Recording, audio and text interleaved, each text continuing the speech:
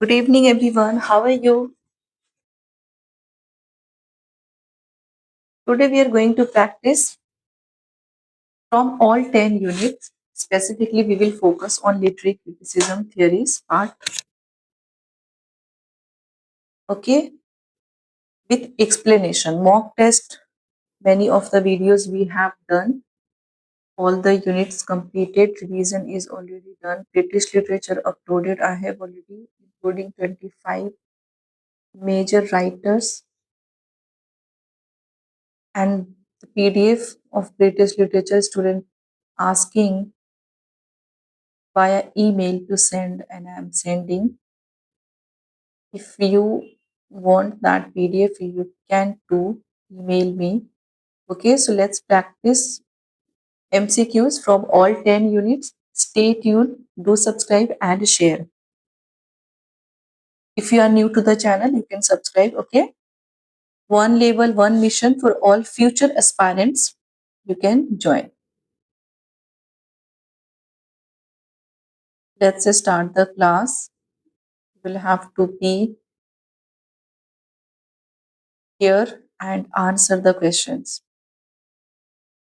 Okay, let's start the class. Here is the first question in your screen. On your screen,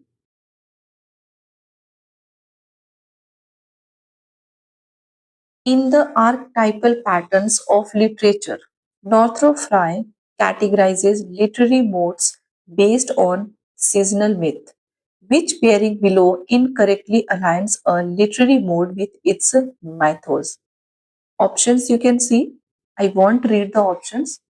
Only question, and you all have to read the options and then answer. In the archetypal patterns of literature, Northrop Frye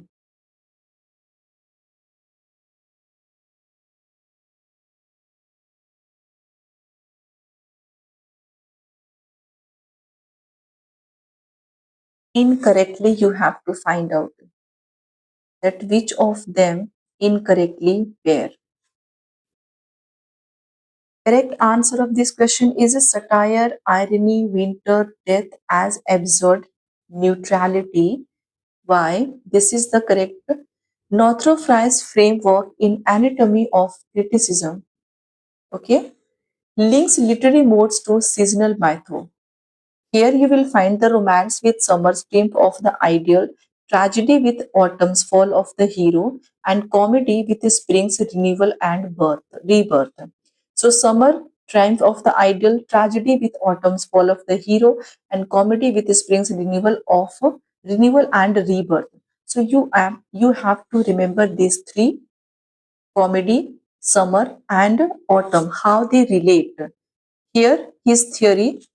Fry's theory organizes literature into four mythos corresponding to seasons that reflects archetypal narrative cycles. Okay, spring, that is comedy, emphasizes renewal, reconciliation, and new beginnings. Summer, that is romance, focuses on heroic triumph, adventure, and ideal fulfillment. Autumn, that is tragedy, centers on decline, catastrophe, and the hero's downfall. Winter, he has mentioned as irony satire that it depicts disillusionment, chaos, and a stark, often isolating reality. Okay, so these are the four narrative cycles by Northrop Frye, which is also known as a seasonal method. Okay, next question. The question is going to be little bit lengthier, so I have to keep the font smaller. T.S. Eliot's conception of tradition and impersonality in tradition and the individual talent work is most deeply indebted to which of the following tendencies in continental criticism? Here are the four options. T.S. Eliot's tradition and the impersonality, we have studied. The work tradition and the individual talent is most deeply indebted to which of the following tendencies in continental criticism?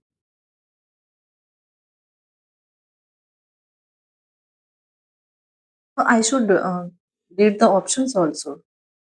Okay. So it's a French symbolist insistence on suggestion and impersonality, German romantic emphasis on the organic whole of art, Italian Renaissance humanism stressing mimesis of classical order, Russian formalism concerns with literariness and defamiliarization.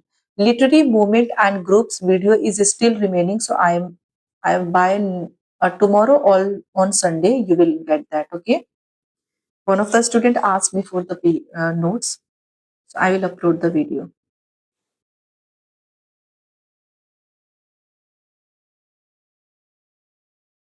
Correct answer of this question is option A, French symbolist insistence on suggestion and impersonality. Explanation you will have to understand the theory well. Okay. So Eliot's theory of impersonality evolved largely under the influence of a French symbolism. Okay, that is Malcolm Baudelaire. We all know. This theory emphasizes that poetic personality as a medium rather than German romantic subjectivism. So this is the correct answer, option A. Okay. In the work tradition and the individual talent, remember T.S. Eliot was the great essayist, but he was greatest critics also. When he started giving his hand in criticism, he is now, we all studied about him as a critic. Moreover, next question. In Dr. Foster's, Marlowe's use of medieval morality play elements coexist with Renaissance humanist aspirations.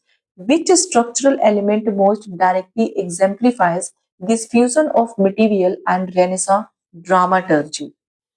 Options. The figure of Mephistopheles as a comic temper and existential interlocutor, the good and evil angels functioning as allegorical personifications, the Foster's Wagner servant master exchanges mirroring class tensions, and the adaptation of Seneca five-act structure in the tragic design. Dr. Foster's is very important work by Christopher Marlowe of Elizabethan and Renaissance age. So you all have to remember the character, why Dr. Foster's changed, and why he was starving to grab the knowledge, universal knowledge. Why? He was hunger. He has hunger for the knowledge. Okay. Dr. Foster's marvelous use of medieval morality play elements. Correct answer of this question is option B. Okay. Option B is the correct answer. Why? The good angel versus evil angel continues medieval morality play allegory. Overlaid on Foster's Renaissance thirst for knowledge and power, the character Dr. Foster's, okay, who has thirst for knowledge and power, showing the hybrid dramaturgy. Okay, so this is the example of dramaturgy who has the hunger for knowledge and power, the character Dr. Foster's, who wanted to gain more knowledge, universal knowledge. And that's why he has good and bad angel. Next question. A.K. Ramanujan's essay Is There an Indian Way of Thinking interrogates tradition through the concept of context sensitivity. Which of the following is an accurate application of this thesis or to Indian English poetry? I do not talk about here and there. I will just want to tell you that everybody there is a rumor and there is might be true. We all know, but until I have told you, you won't get any official notification. You just have to focus on your preparation. Okay. Do not let your mind distracted by any false news. The rumor and the news is that the this time in exam is going to be held offline. So whatever, if we are prepared well, no matter we will go for online or offline. Okay. Options you can read here. A.K. Ramanujan's essay Is There an Indian Way of Thinking interrogates the tradition through the concept of context sensitivity. So you have to find out that which of the following is an accurate application of his thesis to Indian English poetry. Okay. It is Kamala Das' confessional resist contextual fluidity in favor of univocal identity. Option B, Nizim Ezekiel's irony reflects Indian context sensitivity into universal skepticism. Option C, Jayant Mahapatra's landscape illustrates how traditional myth adapted to modern experiential context. And option D, Arun Kulatkar's Jejuri seeks to erase contextual difference in favor of pure abstraction. The question is, I think, too lengthy.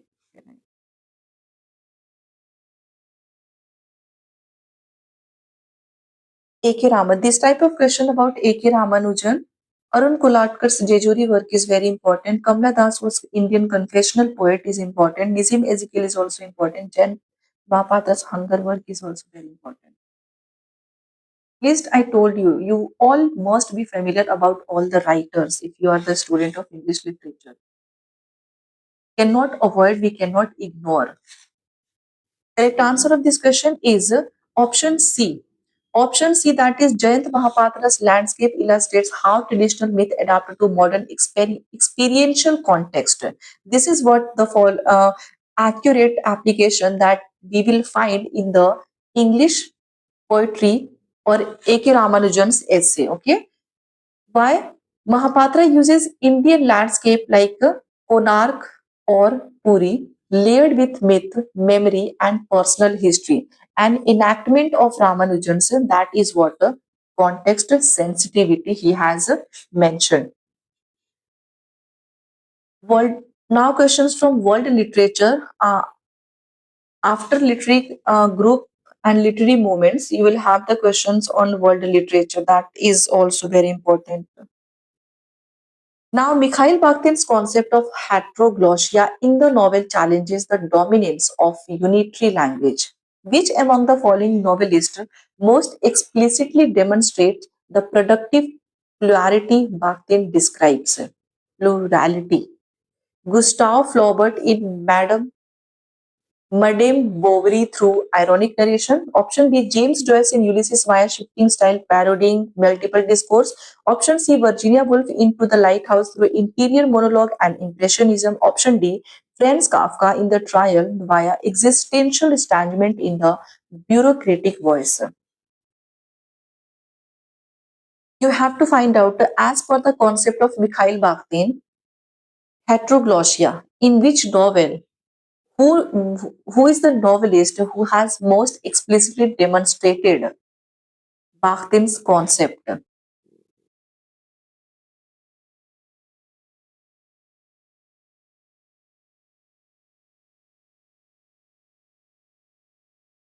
So, heteroglossia term and definition, if you know, you will definitely get to the right answer. It is James Joyce Ulysses multiple discourse, heteroglossia. It is the correct. Try to find out the keyword. Option B is the correct answer.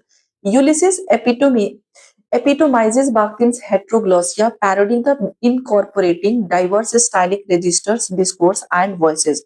Heteroglossia, Mikhail Bakhtin, important. Next question. This question we have done. Here is the more explanation.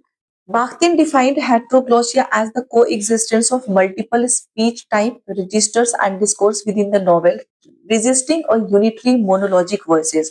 So this thing you will find in the James Joyce Ulysses is the most explicit demonstration that the parodies of newspaper styles, catechism format, romantic prose, bureaucratic speech, etc. It is a carnival of language, is not a. Flaubert's irony is stylistically brilliant but tends toward a controlled single narrator's irony, while Woolf emphasizes the stream of consciousness but mainly subjective perceptions, not heteroglossic clash of registers. Okay, so only the option B, James Joyce, was correct. Next question. In Biographia Literaria, Coleridge distinguishes between imagination and fancy. Which statement correctly reflects his distinction? Imagination and Fancy in Biographia Literaria is a work by S.T. Coleridge. So you have to find out that which statement correctly define or distinguish of S.T. Coleridge's distinction, differentiation. He has. Imagination is mechanical and associative, fancy is organic and unifying. Okay. Option B, fancy is lesser form of imagination, merely aggregating images. Imagination is creative and synthetic. Option C, fancy is unconscious creativity. Imagination is deliberate abstraction. Option D, both fancy and imagination are essentially passive faculties in the mind. Biographia literaria, work, romantic moment, how it is started.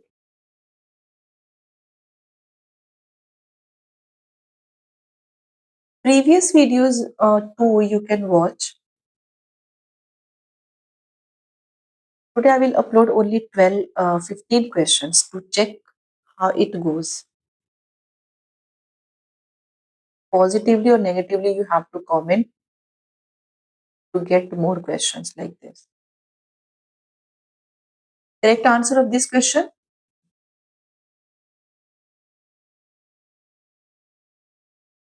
It's option B. Okay, option B is the correct answer, that fancy is lesser form of imagination, merely aggregating images. Imagination is creative and synthetic. This is what ST College has distinguished between the fancy and imagination in his work Biographia Literaria. Okay, next question.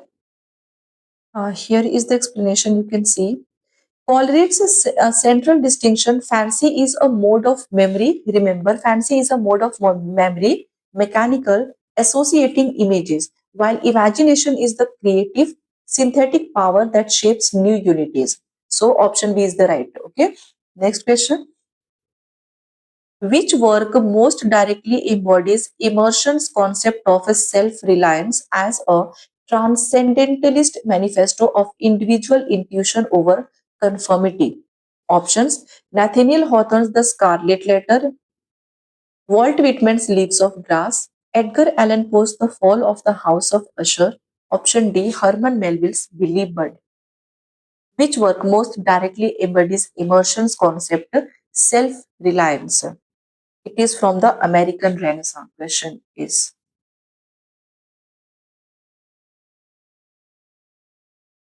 which is the correct answer?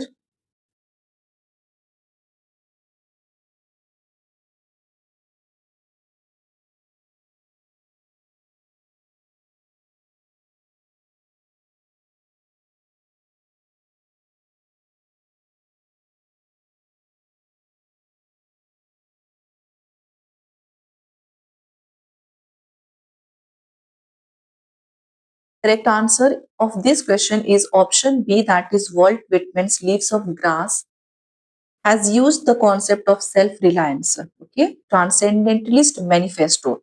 It is by Walt Whitman, American poet. Whitman most directly enacts Emerson's transcendental ideals, celebration of the self, intuition, resistance to conformity, and democratic vision. Hawthorne's work is moral symbolic, not self-reliance. Edgar Allan Poe dramatizes psychological horror, not transcendental autonomy, and Herman Melville's critique authority and law, but not in immersion, celebratory transcendental idiom. Okay, so option B, Walt Whitman's Leaves of Grass is the correct answer. Next question. In the Canterbury Tales, Chaucer employs a state satire to critique social classes. Which pilgrim most exemplifies the corruption of the religious state? The knight, the pardoner, the franklin, and the clerk. The clerk. Which is the correct answer? In the Canterbury Tales by Geoffrey Chaucer, very important work. His state satire, he has satirizes the society of that particular time by using all these characters. How many tales Geoffrey Chaucer told in Canterbury Tales? You have to remember, and what are the names of those tales? Where do they visit? How many pilgrims were there? What is the name of the host? Everything. Correct answer in Canterbury Tales. It's option B. Option B is the pardoner. Option B is the pardoner is exposed as hypocritical, selling indulgences, exploiting faith for more, okay, for money. So it is partner who exposed as hypocritical, selling who sells indulgences, exploiting faith for money. This is important. Knight represents a chivalric ideal, not corruption. Knight, the character. Franklin represents gentry, that is food, wine, and excesses, and clerk is a studious, not corrupt. So corrupt here is the partner who indulges in selling and who exploits faith for money. Next question.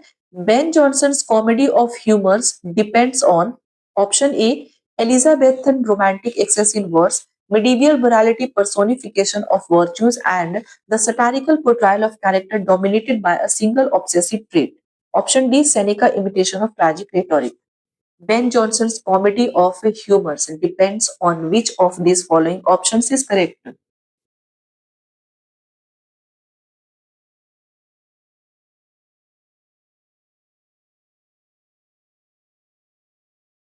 Only 15 questions.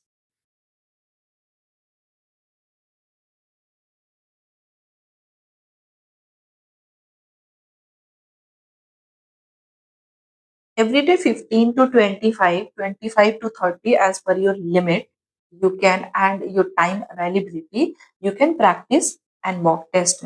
MCQs, that is with explanation or and mock test.